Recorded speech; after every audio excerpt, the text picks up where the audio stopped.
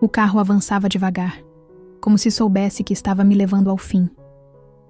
O céu nublado, a estrada de terra sem fim e o barulho insistente das pedras sob os pneus eram os únicos sons que nos acompanhavam. Eu estava no banco do passageiro, com um luto ainda fresco nos olhos e o coração esmagado entre o medo e a incredulidade. Meu filho, Vinícius, mantinha as mãos firmes no volante, como se dirigir aquela última rota significasse controlar não apenas o carro, mas o meu destino. Ele não disse nada. Nenhuma palavra de consolo após o enterro. Nenhuma pergunta sobre como eu estava. O silêncio dele me feriu mais do que o caixão que tínhamos acabado de deixar sob a terra. Eu ainda vestia preto.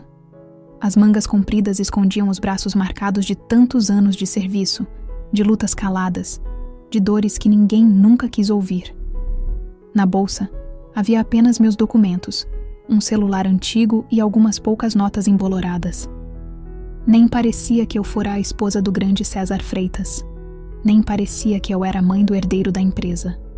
Quando ele parou o carro, no meio de uma estrada deserta, cercada por mato e silêncio, eu senti o estômago gelar.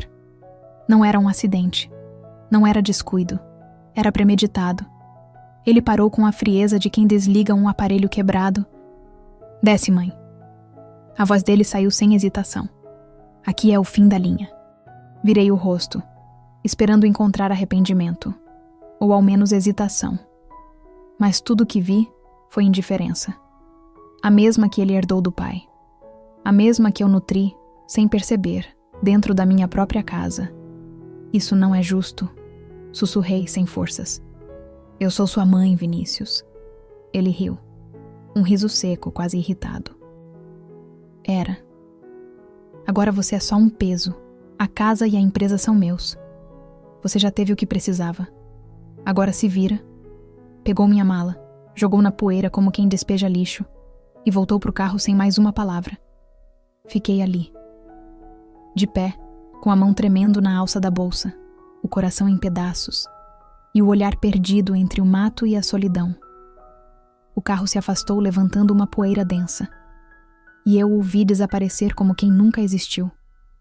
Foi naquele momento que a ficha caiu. Eu não estava sendo abandonada. Eu estava sendo liberta. Pela primeira vez em anos, não havia ninguém dizendo como eu deveria me comportar, o que vestir, onde sentar ou calar. Eu estava sozinha, mas livre. E foi então que sorri. Um sorriso amargo, contido, ferido, mas real, porque ele não fazia ideia do que eu havia feito antes do meu marido morrer. E ali mesmo, naquela estrada esquecida, uma mulher foi deixada para trás. Mas outra nasceu. Naquela noite, caminhei por horas até encontrar uma pousada barata. O dono hesitou em me aceitar, talvez por causa do meu semblante exausto ou por achar que eu era alguma fugitiva. E talvez eu fosse fugitiva de uma vida que nunca foi minha de verdade. Paguei adiantado com as poucas notas que restavam. E ele me deu um quarto com cheiro de mofo e colchão afundado. Mas pela primeira vez em muito tempo, fechei os olhos e dormi sem ninguém gritando o meu nome, sem o som dos saltos do meu marido pisando forte no corredor, sem a sombra do desprezo pairando sobre mim. Na manhã seguinte, olhei meu reflexo num espelho quebrado. Vi rugas que nunca reparei, olhos fundos de tantas noites acordada. E pela primeira vez, me vi. Eu era a Elisângela, não a esposa de César, não a mãe de Vinícius. E então, eu fui até a bolsa.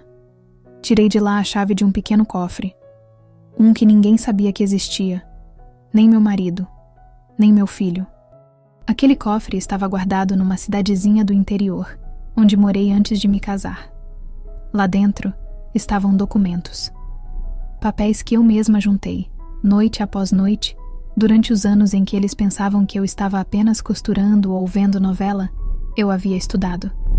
Sozinha, no silêncio do quarto de empregada da casa. Estudei direito tributário, aprendi sobre abertura de empresas, estrutura societária, participações silenciosas. E quando meu marido adoeceu, vi a janela se abrir. Eles nunca notaram os contratos que eu assinei, porque estavam ocupados demais com o dinheiro, os carros, as ações, os eventos. Mas ali já estava sendo colocado em prática o meu plano. Eles esqueceram que uma mulher silenciosa pode ser uma bomba prestes a explodir.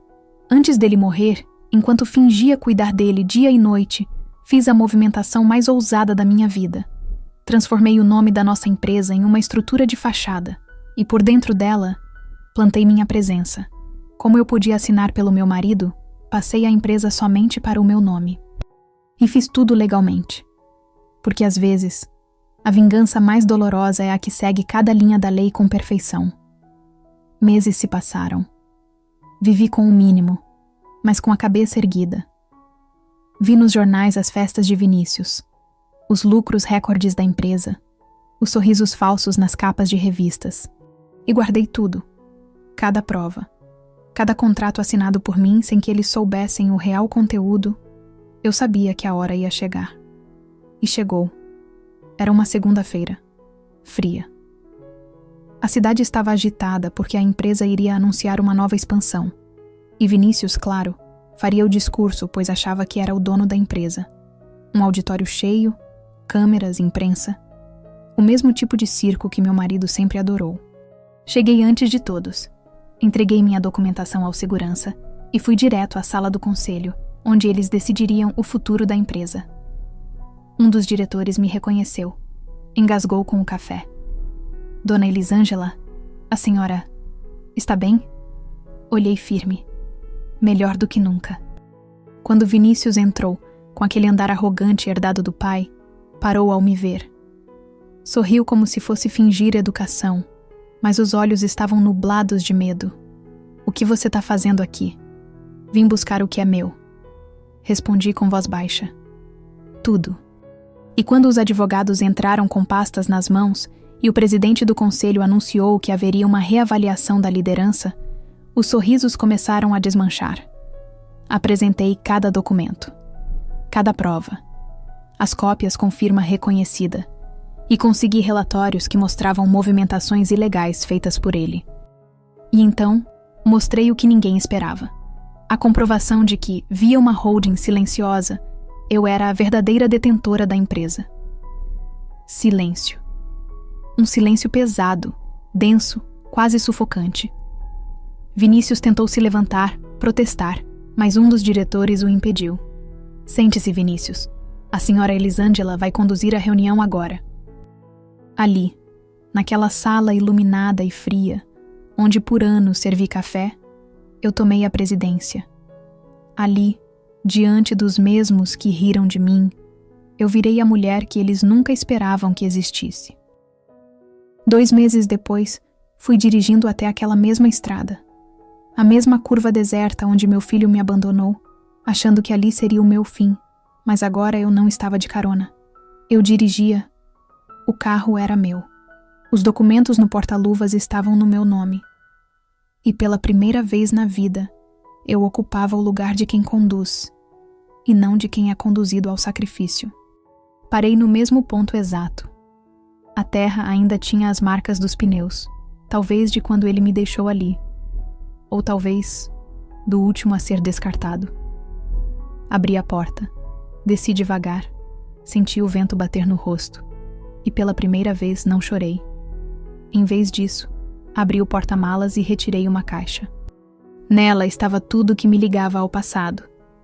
Cópias do testamento do meu marido, cartas antigas e uma fotografia que eu guardei por anos, de mim, César e Vinícius, num jantar de aparência perfeita. Uma mentira emoldurada. Joguei tudo no chão da estrada e acendi um fósforo. As chamas subiram rápido, e com elas, tudo aquilo que um dia me amarrou, as promessas, as humilhações, o silêncio imposto. Ali, naquela curva esquecida do mundo, eu finalizei meu luto, não pelo meu marido, nem pelo meu filho, mas pela mulher que eu fui, antes de descobrir do que era feita. Vinícius está respondendo a uma série de processos por fraude, apropriação indevida e quebra de dever fiduciário. Ele tentou recorrer, tentou alegar que foi manipulado, mas agora ninguém acredita nele. O conselho da empresa? Silencioso. Submisso. Hoje eles me chamam de Presidente Elisângela. Engraçado, né? Antes eu era só a esposa do César. Agora, sou a dona do império que construíram com meu sangue e menosprezo. A antiga casa, reformei, mas não moro nela. Transformei em um abrigo para mulheres que, assim como eu, foram silenciadas dentro de suas próprias famílias, porque a vingança não se completa só quando o culpado cai. Ela se completa quando você levanta e ajuda outras a se erguerem também. E toda vez que me perguntam como tive coragem, eu só sorrio e digo: eles cavaram a cova para mim, mas esqueceram que mulher enterrada viva aprende a respirar na escuridão. E quando ela volta à superfície, ela volta decidida. Você não precisa levantar a voz para ser ouvida. Às vezes, basta levantar e deixar que o mundo escute o som dos seus passos. Se essa história mexeu com você, deixa nos comentários. Eu sou o retorno que ninguém esperava. E compartilha com alguém que precisa lembrar. O que te enterraram pode florescer. E não esqueça de se inscrever no canal. Seu apoio é muito importante.